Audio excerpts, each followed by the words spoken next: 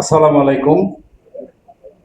আপনারা যারা বাংলাদেশের বিভিন্ন অঞ্চল থেকে আজকের এই দাবির প্রেক্ষিতে এখানে সমবেত হয়েছেন, মঞ্চে ভূমিষ্ঠ আছেন এবং দর্শক গ্যালারিতে যারা সমবেত হয়েছেন তাদের সকলকে ধন্যবাদ জানাচ্ছি।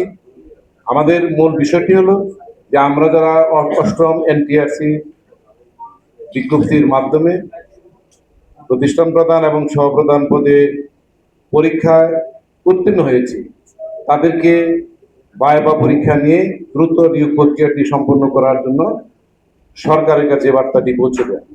আমি আপনাদের এই উপস্থিতিকে স্বাগত জানাই এই কারণে যে বাংলাদেশের এরকম একটি স্বচ্ছ নিয়োগ প্রক্রিয়ার মাধ্যমে যারা এখানে উত্তীর্ণ হয়েছেন, এই মেধাবী একজাক শিক্ষক এখানে উপস্থিত হয়েছেন। আমার ছোট্ট একটা অভিজ্ঞতা আপনাদের সাথে শেয়ার করব। 2021 সাল থেকে এই পরীক্ষা শুরু হওয়ার পূর্ব পর্যন্ত এনটিআরসির মাধ্যমে প্রতিষ্ঠান প্রধান সহপ্রধান নিয়োগ দেওয়ার জন্য আমরা বিভিন্ন সময়ে সংবাদ সম্মেলন দাবি দেওয়া পেশ করে আসছি, কথা বলে আসছি। আমি গতকালকে ফেসবুকে যখন দেখলাম যে নিয়োগ পরীক্ষা যারা উত্তীর্ণ হয়েছেন তাদের ভাইভাটি দ্রুত সম্পন্ন করার জন্য একটা উদ্যোগ নেওয়া হয়েছে, আজকে সংবাদ সম্মেলন ডাকা হয়েছে। কারা ডেকেছেন, কারোর সাথে আমার যোগাযোগ হয় নাই।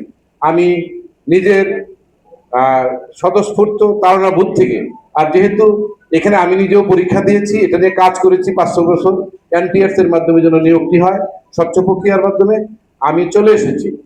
তো আমরা আশা করতে চাই যে কথাগুলো গুঞ্জনগুলো শোনা যাচ্ছে, যে কথাগুলো বিভিন্নভাবে আলোচিত হচ্ছে, সরকারকে শিক্ষা মন্ত্রণালয়কে বিভিন্নভাবে হয়তো কেউ কেউ ভুল বোঝানোর চেষ্টা করছেন যে যারা এখানে পরীক্ষা উত্তীর্ণ হয়েছেন তারা ভিন্ন প্রজাতির মানুষ।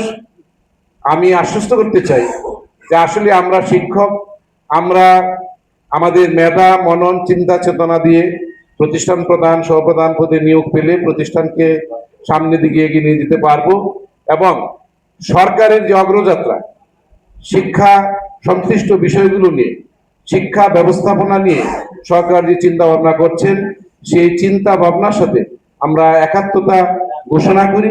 আমরা আমাদের মেধা মনন দিয়ে বাংলাদেশের শিক্ষা ব্যবস্থাকে অনেক দূর এগিয়ে নিয়ে যেতে পারবো।